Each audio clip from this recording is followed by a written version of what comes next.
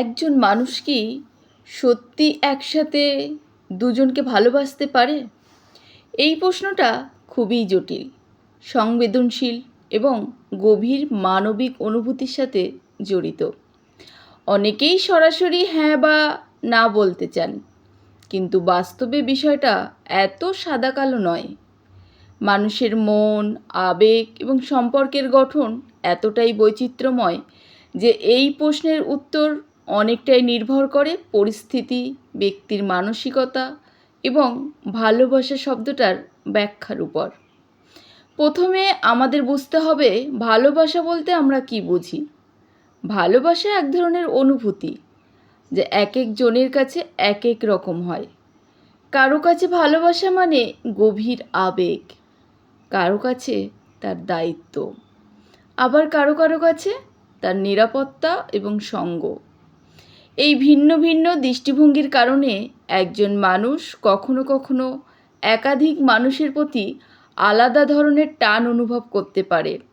যেমন একজন মানুষের সাথে হয়তো তার গভীর আবেগিক সংযোগ, আরেকজনের সাথে বুদ্ধিভিত্তিক মিল বা মানসিক স্বস্তি। এই দুই অভিজ্ঞতাই তার কাছে ভালোবাসা মনে হতে পারে। অনেক মনোবিজ্ঞানী বলেন মানুষের আবেগ একমুখী নয়, আমাদের ভেতরে একই সময়ে একাধিক অনুভূতি কাজ করতে পারে। তাই তাত্ত্বিকভাবে একজন মানুষের পক্ষে একাধিক মানুষকে ভালোবাসা সম্ভব। তবে এখানে একটা গুরুত্বপূর্ণ প্রশ্ন আছে, এই ভালোবাসা কি সমান, গভীর ও সমানভাবে কি দায়বদ্ধ? অধিকাংশ ক্ষেত্রে উত্তরটা না, কারণ সত্যিকারের ভালোবাসার সাথে জড়িয়ে থাকে সময়, মনোযোগ, প্রতিশ্রুতি এবং দায়িত্ব, যা একাধিক মানুষের মধ্যে সমানভাবে ভাগ করা বাস্তবে খুবই কঠিন। আরেকটি গুরুত্বপূর্ণ দিক হলো আকর্ষণ এবং ভালোবাসার পার্থক্য।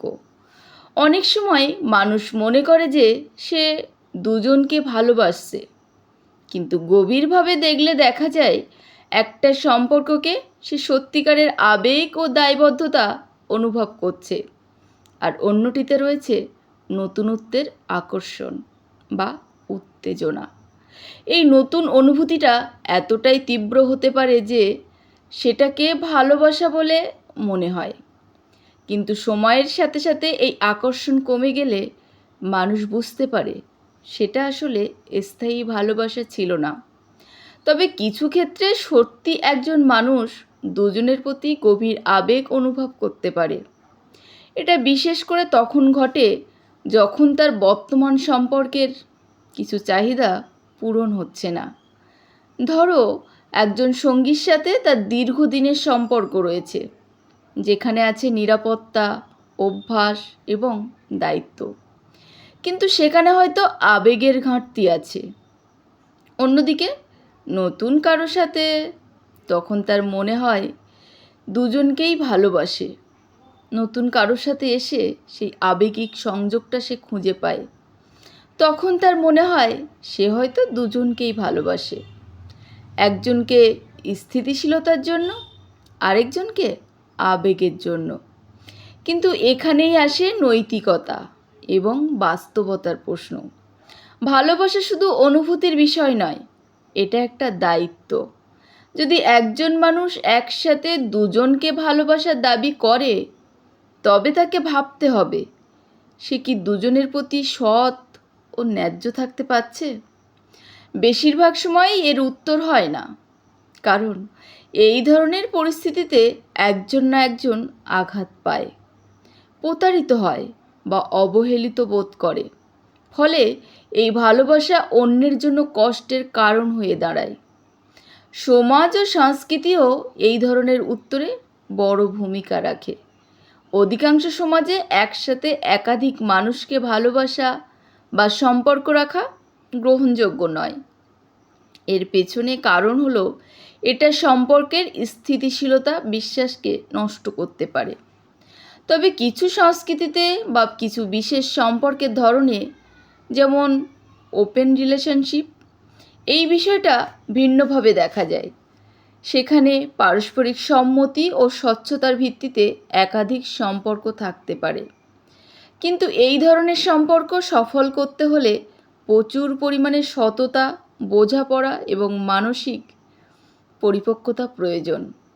আরেকটি দিক হলো মানুষের মন অনেক সময় বিভ্রান্ত হয়। যখন কেউ নতুন কারো প্রতি আকৃষ্ট হয়, তখন তার মস্তিষ্কে ডোপামিন ও অন্যান্য ফিল গুড হরমোনের প্রভাব পড়ে, যা তাকে অত্যন্ত উত্তেজিত ও আনন্দিত করে।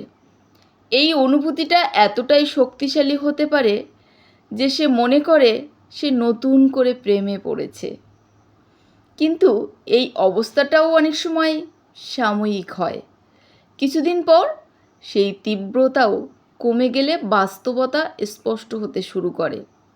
সবশেষে বলা যায়, একজন মানুষের পক্ষে একসাথে দুজনের প্রতি অনুভূতি থাকা অসম্ভব নয়।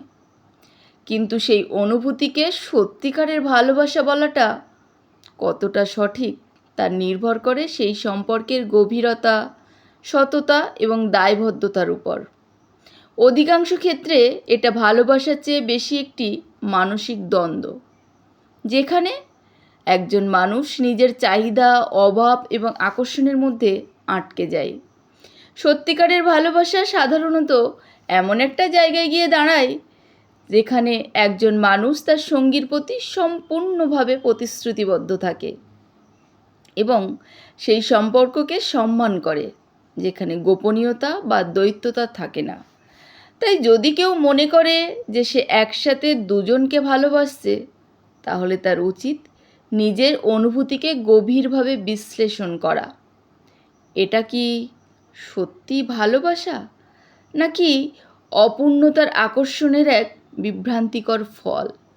শেষ কথা হলো, ভালোবাসা কখনোই শুধু অনুভূতির খেলা নয়, এটা একটা সচেতন সিদ্ধান্ত। আর সেই সিদ্ধান্ত যদি অন্য কারো কষ্টের কারণ হয়, তাহলে সেটা ভালোবাসা হলেও তা সুস্থ বা সঠিক ভালোবাসা নয়। ধন্যবাদ। সবাই ভালো থাকবেন, সুস্থ থাকবেন।